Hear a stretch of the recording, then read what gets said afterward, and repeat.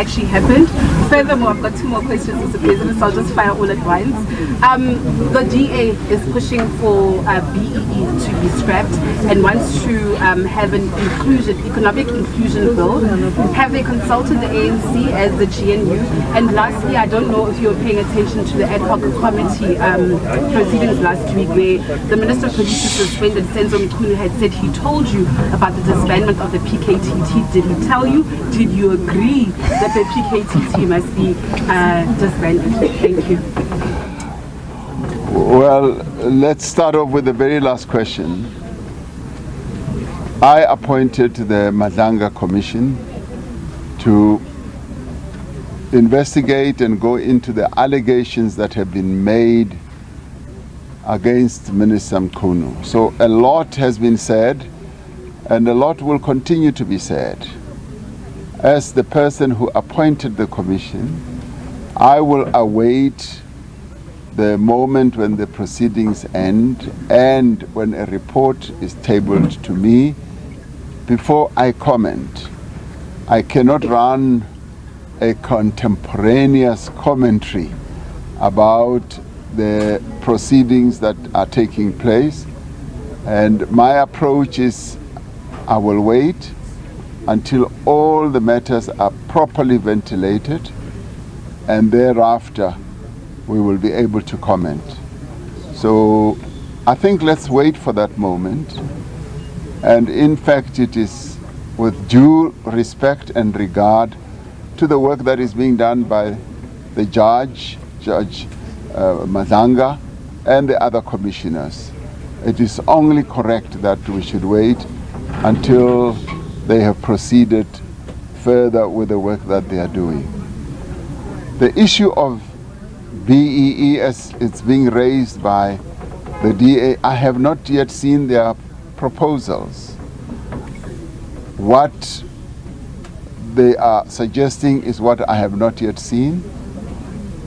Currently, we have a BEE policy that is rooted and underpinned by our constitution and the laws that we have passed. So if anyone wants an amendment to the BEE legislation, they must table their proposals. They must be taken for discussion in Parliament. And at the moment, the BEE policies, legislation, regulations as they stand apply without any dilution whatsoever. And we will continue to insist that the BEE process of transforming our economy is the correct approach that we have crafted to transform our economy, to make sure that participation in the economy of our country is inclusive, because hitherto it has not been inclusive, it's been exclusive. It's only been relegated to those who have benefited through privilege and many other processes from the economy that was skewed, that was only made to benefit a few white people. So from our point of view, the BEE policies are meant to benefit all South Africans, and those policies remain. With regard to the discussions that we've had with COSATU, I left before the meeting ended. Our bilateral with COSATU was long in the making. We had not met in bilateral for a long time. However, we have continued to be allies. We have continued to act together, to be involved in campaigns together, in various activities and iterations. So we are not strangers to one another, we are allies. We are allies of the alliance, and today we were meeting to continue to strengthen that alliance, to solidify it, and to discuss issues that are common amongst us. Those that are problematic, we will find solutions for. So for us, this was quite an important moment, and we do so because the alliance, we want the alliance to continue being strong, and that is COSATU's intention and wish as well. So thank you very much indeed. Thank you. Veronica Makwadi from Newsroom Africa. Mr. President, I think just talk to us a little bit about the Expropriation Act. I understand that under your own admission, you said that there are inconsistencies, rather contradictions within it. Are you worried that this may open the door to legal challenges perhaps, and also the credibility of some of the government-led legislation and going forward? And then I think as well, I know you cannot, as you mentioned, you want to wait about the Madlanga Commission and the ad hoc committee, but perhaps you can just talk to us about what you think this has reflected for South Africans, the kind of allegations that have come out. Do you see perhaps maybe a dysfunctional police, a dysfunctional SAPS, and maybe taking South Africans into confidence about the steps of accountability thereafter? I think that's it for me for now. Well, with regard to the Expropriation Act, there is no law that is 1,000% perfect. The laws will always have areas of either weakness where they need to be strengthened, and we often do so through regulations and through other interventions. And to the extent that the Expropriation Act deals with correcting the imbalances of the past and also deals with how property should be dealt with and how property should be expropriated for public interests. Whatever weakness there might be there can and will be corrected through regulations. There is inherently nothing wrong with the law as it was adopted in Parliament, as I signed it, and we can strengthen that law in terms of application through regulations and all that. That's what we often do with laws.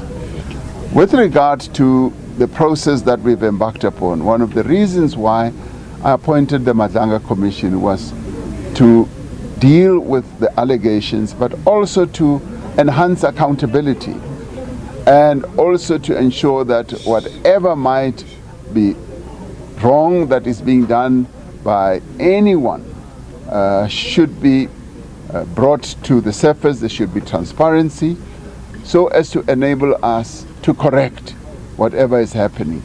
Now we have a police force which has about 160, 180,000 people. Many of the people who serve in the police are dedicated. They are people who are willing to serve the people of South Africa and at great risk to themselves and to their own lives. And we must admit that and honor that. And as we reposition our police service, we need to find out exactly what has been happening. And so therefore what is happening there should not alarm us. It is a necessary process that we must go through to find out exactly where there are weaknesses, and where there is corruption we must deal with it, and where there is capture we must deal with it. And this is the best way of being able, in a very transparent way, to enforce accountability and to reposition our police. So this is a cathartic moment, I will admit. It's a difficult moment for us as South Africans. However, it is necessary that we should go through this moment so that we correct whatever has been going wrong in the police. Thank you very much. Just the last Have a question, good please, evening Mr. to all of you. Just very quickly on Ndade Cholo, we were speaking earlier with some of the members here in the community, and they gave a reflection, and can imagine the conversations you had behind the closed door, that the generation of Ndade Cholo somewhat feel betrayed in regards to the current state of the country and the current state of the liberation movement and the organization that is the ANC. Well, I stayed behind with Ndade Cholo, and Ndade Cholo never spoke about betrayal. He's a loyal and dedicated member of the ANC, and he is grateful that the ANC has continued with the struggle till today. In fact, he said the struggle must go on. It has not ended. He reiterated that in our conversation with him, and he said that he'd like the leadership to continue itself with greater dedication, but also to focus on the economy.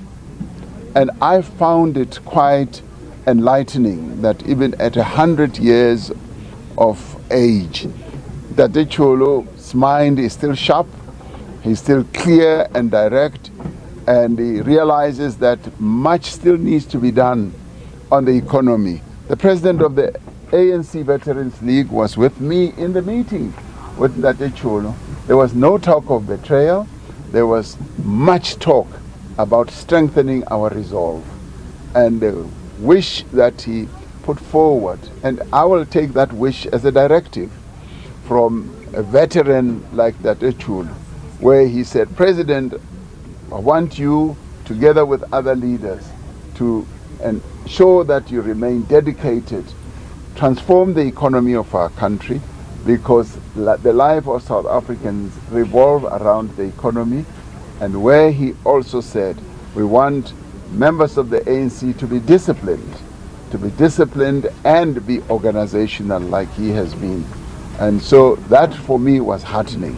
So there was no talk of betrayal. I don't know where you get it from, but there was no such talk. So thank you very much.